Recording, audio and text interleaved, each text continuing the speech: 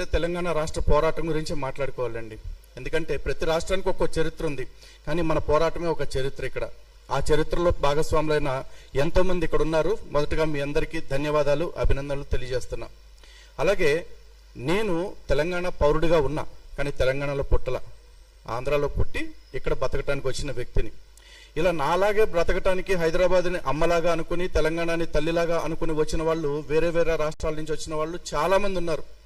మేమెవరూ రాష్ట్రం కోసం పోరాటాలు చేయలేదు, వీధుల్లోకి రాలేదు. కానీ రాష్ట్రానికి వ్యతిరేకంగా కానీ, తల్లికి వ్యతిరేకంగా కానీ ఈ రోజు వరకు ఒక్క స్టేట్మెంట్ కూడా ఇవ్వాల. కానీ మమ్మల్ని ఈ రోజున చాలామంది విమర్శనాత్మకంగా మాట్లాడుతున్నారు. రీసెంట్గా చూసుకున్నట్లయితే ఈ సోకాల్డ్ ఈ ఎర్ర టీవీలు అంటారో, ఎర్ర టీవీలు అంటారో, వాళ్ళు నా మీద కూడా ఒక ప్రోగ్రాం పెట్టి వీడు ఎక్కడో ఆంధ్ర నుంచి వచ్చి ఇక్కడ హిందువుల్ని లేదా వేరే మతాల మధ్య చిచ్చులు పెడుతున్నారు అని మాట్లాడారు. అందరికీ ఈ సందర్భంగా ఒక స్పష్టత ఇవ్వాలనుకుంటున్నా. నేను ఎక్కడ పుట్టాను అనేది పక్కన పెడితే, నేను ఇక్కడ బతుకుతున్నాను. ఈ తల్లి గురించి మిగతా వాళ్ళు ఇచ్చిన స్టేట్మెంట్ కంటే నేను ఇచ్చే స్టేట్మెంట్ ఒకటే, నాకు ఫస్ట్ తెలంగాణ ఫస్ట్ అనేది నా స్టేట్మెంట్. ఏ విషయంగా అనుకుంటే తెలంగాణ ఆత్మగౌరవం విషయంలో, తెలంగాణ అభివృద్ధి విషయంలో, తెలంగాణ స్వేచ్ఛ విషయంలో, తెలంగాణలో శాంతి భద్రతల విషయంలో అన్నిట్లో కూడా తెలంగాణ ఫస్ట్ అని కోరుకునే వ్యక్తిని నేను. అలాగే దేశవ్యాప్తంగా చూసుకుంటే తెలంగాణ ఫస్ట్, ఎందుకంటే నేను ఇక్కడ బతుకుతున్నాను, ఇక్కడ నాకు ఉపాధి దొరికింది కాబట్టి. ప్రపంచవ్యాప్తంగా చూసుకుంటే నాకు భారత్ ఫస్ట్, భారతే బెస్ట్, భారతే లాస్ట్. కానీ ఓవరాల్గా చూసుకుంటే నాలాంటి వాడికి ధర్మం ఫస్ట్, ధర్మం నెక్స్ట్, ధర్మం లాస్ట్. ఆ ధర్మం కోసం బతుకుతాం, ఆ ధర్మం కోసమే చేస్తాం.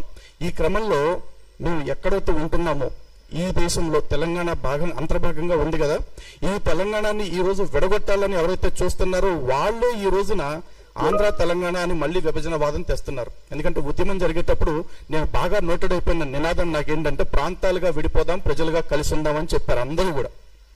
నేను దాని పట్ల ఆకర్షితున్నయ్యాను.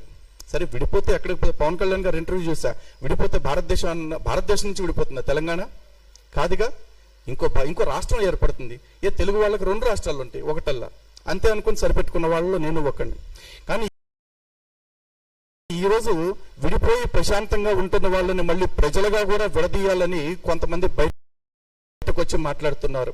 కానీ వాళ్ళ ఎజెండాలు చూస్తుంటే ఎంత బాధాకరంగా అనిపిస్తుందంటే, పక్క దేశం నుంచి ఇక్కడికి వచ్చి వలస కూలీలాగా వచ్చి ఇక్కడ ఇంటర్లాగా తయారవుతున్న రోహింగ్యా కొడుకుల గురించి ఒక్కడు మాట్లాడు, ఇంటర్లాగా తయారవుతున్న రోహింగ్యా కొడుకుల గురించి ఒక్కడు మాట్లాడు, బంగ్లాదేశీల గురించి ఒక్కడు మాట్లాడు, పాకిస్తాన్ నుంచి తెచ్చేసిన వాళ్ళని ఎవ్వరూ మాట్లాడు. పైగా ఇక్కడే ఉన్న ఒక ఎమ్మెల్యే గతంలో వాళ్ళతో ప్రెస్ మీట్ పెట్టి కూర్చోబెట్టి అందరి ముందు చెప్పాడు, మీ అందరికీ నేను ఓటర్ కార్డులు ఇప్పిస్తాను, ఆధార్ కార్డులు ఇప్పిస్తాను, ఒకవేళ మిమ్మల్ని దేశం నుంచి పొమ్మంటే నేను కూడా మీతోనే వచ్చేస్తానని చెప్పుకున్న వ్యక్తి. ఓకే, అలాంటి చెప్పుకున్న వ్యక్తులు మన కళ్ళ ముందే ఇంకా ప్రజాప్రతినిధులుగా బతుకుతూ ఉన్నారు. వాళ్ళు అలాంటి ఊరకుక్కలందరినీ తీసుకొచ్చి ఇక్కడ సత్రంలో మేపినట్టు మేపుతుంటే తప్పులేదు, కానీ పక్క రాష్ట్రం నుంచి ఇక్కడికి వచ్చి పొట్టబోసుకుంటే తప్పైపోయిందా? వీళ్ళు తమిళనాడు గోబ్యాక్ అంటారు, రోహింగ్యా ఎవరు మార్వాడి గోబ్యాక్ అంటారు, ఇప్పుడు ఆంధ్ర గోబ్యాక్ అంటారు. సారీ, రోహింగ్యా కాదు, రోహింగ్యా గోబ్యాక్ అనట్లా, మార్వాడి గోబ్యాక్ అంటారు. రోహింగ్యాలకేమో వెల్కమ్ నినాదాలు. ఎందుకంటే మరి వాళ్ళదేం రుచిగా ఉందో మనకు తెలియదు వాళ్ళకి. అండ్ ఇంకోటి, చక్కగా ఎంఐఎం పార్టీ వాళ్ళు ఎంత చక్కటి సమైక్యవాదం వినిపించారు. ఇందాక చాలా మంది అంటున్నారు వాళ్ళు ఇప్పుడు తెలంగాణ గురించి మాట్లాడారా అని. తెలంగాణ గురించి మాట్లాడకపోవటమే కాదు, సమైక్యవాదాన్ని వినిపించాడు. పైగా దేశవ్యాప్తంగా తెలంగాణ బిల్లు ఆలస్యం అవడానికి ఒకానొక మెయిన్ రీజన్ ఎంఐఎం పార్టీ. ఎందుకంటే తెలంగాణ విడిపోతే ఇక్కడ మతోన్మాద శక్తులు బలపడిపోతాయి, ముస్లింలకు రక్షణ కొరబడుతుంది అంటూ లేని అభద్రతను క్రియేట్ చేసి ఆ రోజున బిల్లు ఆలస్యం అయ్యేలాగా చేశాడు. పైగా దిక్కుమాలిన ప్రతిపాదనలు కూడా పెట్టాడు, రాయల తెలంగాణ అని చెప్పేసి, రాయలసీమని తెలంగాణ కలపాలని చెప్పేసి రకరకాలుగా పెట్టారు.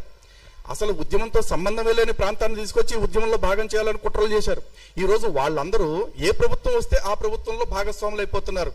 గతంలో వాళ్ళ చేతుల్లో స్టీరింగ్ ఉంది, ఇప్పుడు ఏకంగా వాళ్ళ చేతుల్లో వాళ్ళ చెయ్యి ఉంది. అయినా కూడా వాళ్ళని ఎవ్వరూ ఏమనరు. ఏ ఇది లేకుండా చక్కగా బ్రతుకుతూ అన్నదమ్ముల్లాగా ఉందామని వచ్చిన వాళ్ళ విషయంలో మాత్రం ఇన్ని రాజకీయాలు. రీసెంట్గా చూసుకుంటే పవన్ కళ్యాణ్ గారి విషయం. పవన్ కళ్యాణ్ గారు అంటే ఇక్కడ టైటిల్ కూడా చక్కగా పెట్టారు, తెలంగాణ ప్రజాస్వామ్యం అని పెట్టేసి. మేబీ ఆయన ఒక పార్టీ పెట్టుకున్నాడు, ఇక్కడ పోటీ చేస్తాడు. ఎవెన్చువల్లీ ప్రజాస్వామ్యం అంటే ఏంటండి? Number game. ప్రజలు ఆమోదిస్తే పవర్లోకి వస్తాడు. అయ్యా మీది మాది సెట్ అవ్వదు, మీ వాదం వేరు మా వాదం వేరు అనుకుంటే పక్కెళ్ళి కూర్చుంటాడు. లేకపోతే ఈ సిపిఎం సిపిఐ పార్టీలాగా తోక పార్టీలాగా మిగిలిపోతాడు. కానీ అది అసలు మాట్లాడనే వద్దు రానే వద్దు అని చెప్తున్నారంటే ఎందుకంత భయం వీళ్ళకి మరి ఇప్పుడు? అది కూడా అర్థం చేసుకోవాలి. అండ్ రెండోది వచ్చేసి అన్నిటికంటే కీలకమైన విషయం అండి, వివక్ష. ఇప్పుడు మాట్లాడుతున్న వాళ్ళు ఎవరైతే ఉన్నారో ఈ సోకాల్డ్ గలీజ్ టీవీ వాళ్ళందరూ ఒకటే మాట మాట్లాడుతుంటారు. జైబీఎం అని ఒక నినాదం తీసుకుని వీళ్ళు కుల వివక్షలు చూపిస్తున్నారు, లేకపోతే మతోన్మాదము మనువాదులు ఇట్లా మాట్లాడుతుంటారు. మరి భారత రాజ్యాంగం మనందరికీ సమానమైన హక్కులు కొన్ని ఇచ్చింది, ఈక్వాలిటీ బిఫోర్ లా, లేకపోతే లా ఆర్టికల్స్ అగైనెస్ట్ డిస్క్రిమినేషన్, ఆర్టికల్ 14 కానీ ఆర్టికల్ 15 కానీ ఆర్టికల్ 16 కానీ. మీకు కుల వివక్ష అనగానే అంత బాధపడుతున్నారు కదా, అంత బాధ కలుగుతుంది కదా. మరి ఒక ప్రాంతం పేరుతో వివక్ష చూపిస్తుంటే ఇక్కడ బ్రతుకుతున్న వాళ్ళకి, అంటే ఏ రాజకీయాలతో సంబంధం లేకుండా బ్రతుకుతున్న వాళ్ళకి వివక్షను చూపిస్తుంటే వాళ్ళు బాధపడరా? ఇక్కడ మానవత్వం గుర్తు రావట్లేదా? ఒక పక్క దేశానికి సంబంధించిన పరాయి మతస్థులు వచ్చి ఇక్కడ బతుకుతుంటే పోన్లే బతుకుతారని వదిలేసిన వాళ్ళు, సాటి వాళ్ళ విషయంలో ఈ దృక్పథం ఏదైతే ఉందో దాన్ని మార్చుకోండి. మళ్ళీ చెప్తున్నానండి, ఇక్కడ బ్రతుకుతున్న వాళ్ళందరికీ ఈ గడ్డ ఫస్ట్, తెలంగాణ ఫస్ట్, ఆ తర్వాత నేషన్ ఫస్ట్, ఆ తర్వాత ధర్మం ఫస్ట్. విశాల దృక్పథంలో చూసుకుంటే ఆ ధర్మం కోసం మేము ఎవరితోనైనా కలుస్తాము, అందరితో కలిసి పనిచేయడానికి సిద్ధంగా ఉన్నాం. జై తెలంగాణ, భారత్ మాతాకి.